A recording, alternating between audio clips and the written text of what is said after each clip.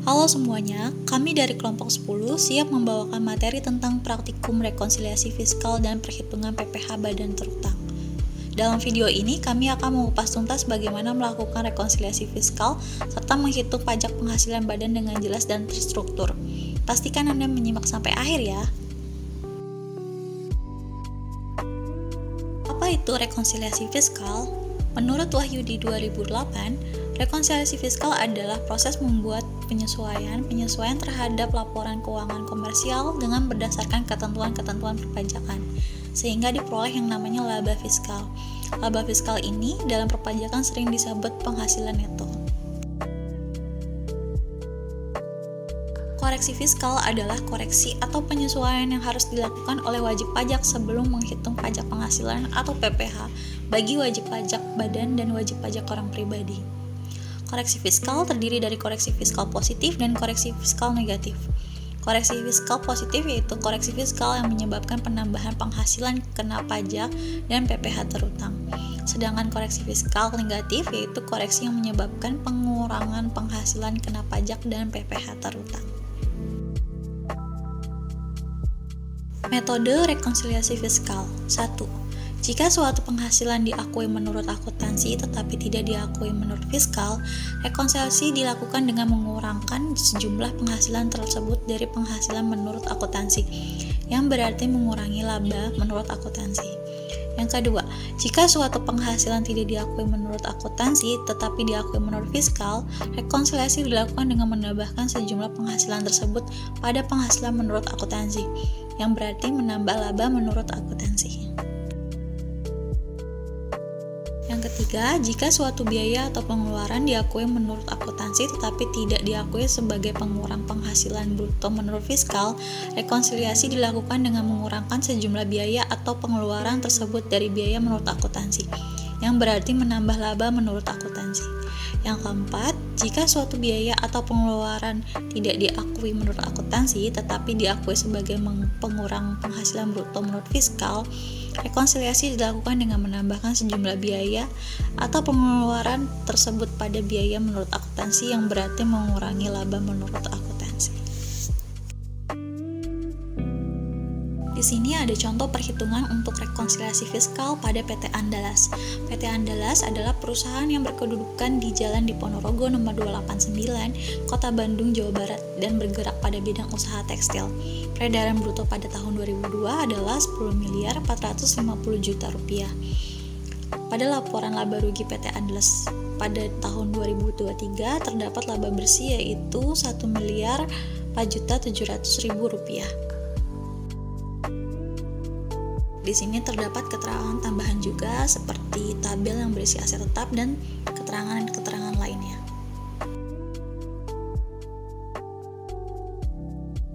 Mari kita lihat langsung ke rekonsiliasi fiskalnya. Di sini dapat dilihat biaya promosi dikoreksi fiskal positif sebesar 15 juta. Sesuai dengan catatan tambahan, ada beban HUT RI sebesar 5 juta dan beban entertainment yang tidak ada daftar nominalnya. Dua beban ini tidak diakui secara fiskal. Lalu ada beban cadangan kerugian piutang dikoreksi fiskal positif karena pada catatan tambahan kecadangan kerugian piutang hanya sebesar 215 juta. Depresiasi kendaraan di sini dikoreksi fiskal negatif karena pada ketentuan kendaraan masuk ke golongan 2 dengan tarif 12,5%, yaitu 600 juta dikali 12,5% sama dengan 75 juta. Gaji dan kesejahteraan pegawai dikoreksi fiskal sebesar 20 juta, karena pada catatan tambahan 20 juta ini merupakan pengobatan yang ditanggung perusahaan. Beban ini tidak dapat diakui secara fiskal. Depresiasi bangunan pada ketentuan penyusutan dikenakan tarif 5%, yaitu 1.250.000.000 dikali 5% sama dengan 62.500.000. Pada laporan keuangan hanya dicatat 50 juta, sehingga perlu dilakukan koreksi fiskal negatif sebesar 12.500.000 untuk menambah biaya depresiasi bangunannya.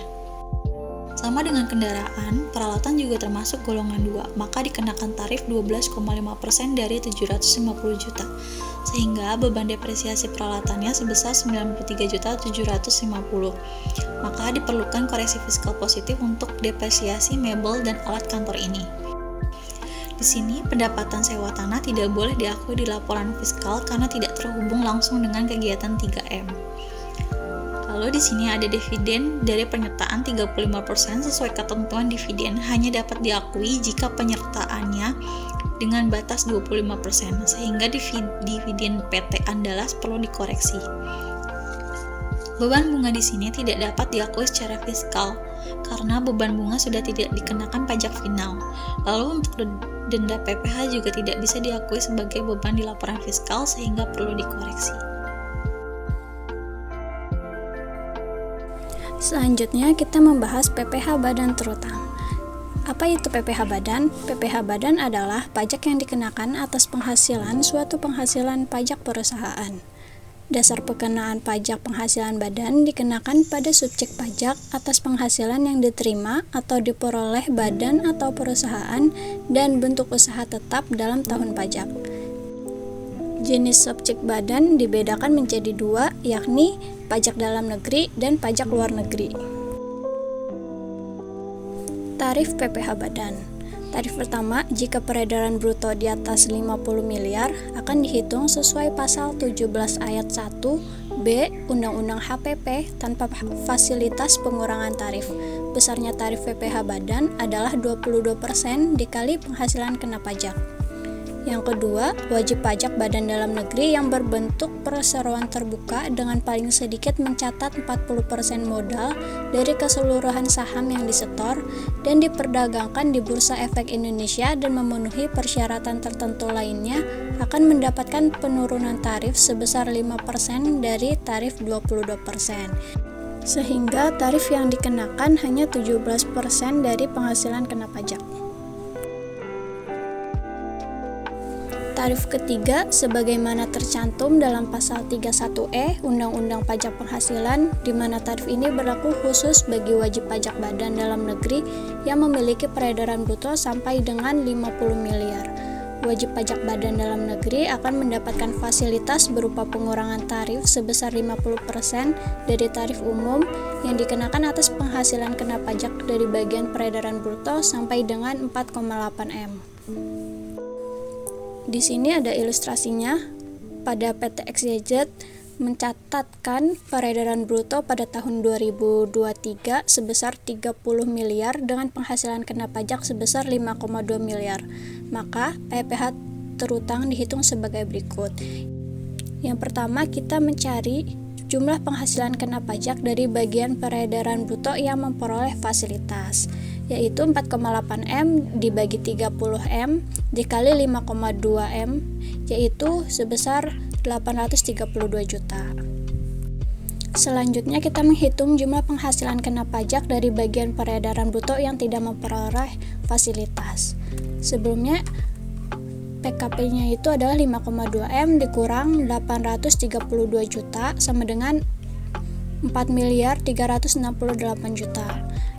Lalu untuk perhitungan pajak penghasilan terutangnya dihitung dua kali. Yang pertama 50% dikali 22% dikali 832 juta, yaitu 91.520.000. Hitungan kedua 22% dikali 4.368 juta, yaitu 960.960.000. Nah, jumlah pajak penghasilan terutangnya yaitu 91.520.000 ditambah 960.960.000 sehingga menghasilkan pajak penghasilan terutang sebesar 1.052.480.000.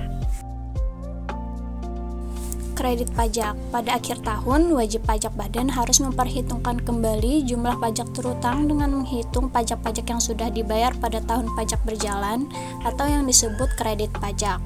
Kredit pajak yang dapat diperhitungkan yaitu PPh pasal 22, PPh pasal 23, PPh pasal 24, PPh pasal 25, dan PPh pasal 26. Di sini ada ilustrasi untuk kredit pajak. Pada tahun 2023, PT ABC telah membayar beberapa jenis pajak, baik dibayar sendiri maupun dipotong atau dipungut oleh pihak lain dengan rincian sebagai berikut. PPh pasal 22 bendaharawan sebesar 16 juta, PPh pasal 23 sebesar 35 juta, PPh pasal 25 sebesar 38 juta, PBBP 2 sebesar 2 juta, dan PPh pasal 4 ayat 2 atas sewa gedung sebesar 17 juta.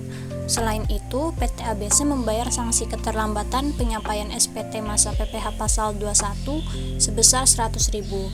Jumlah PPh badan terutang untuk tahun pajak 2021 adalah 95 juta.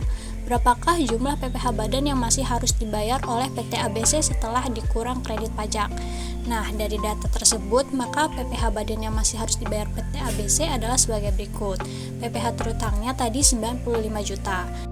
Terus di sini ada kredit pajak. Untuk pembayaran pajak tidak semuanya bisa digunakan sebagai pengurang PPh terutang.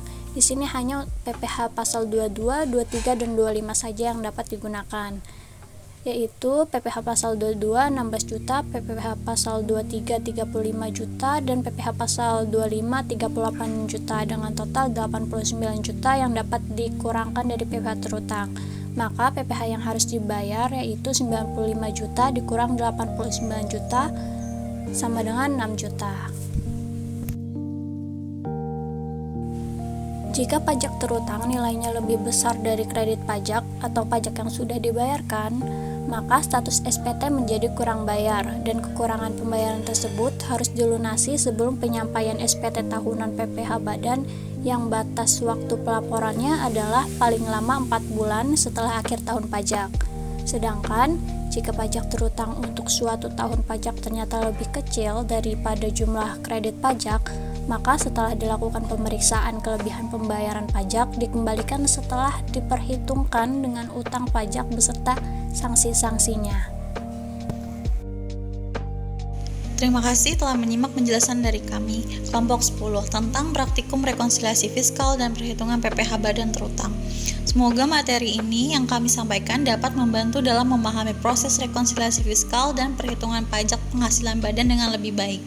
Sampai jumpa di pembahasan berikutnya.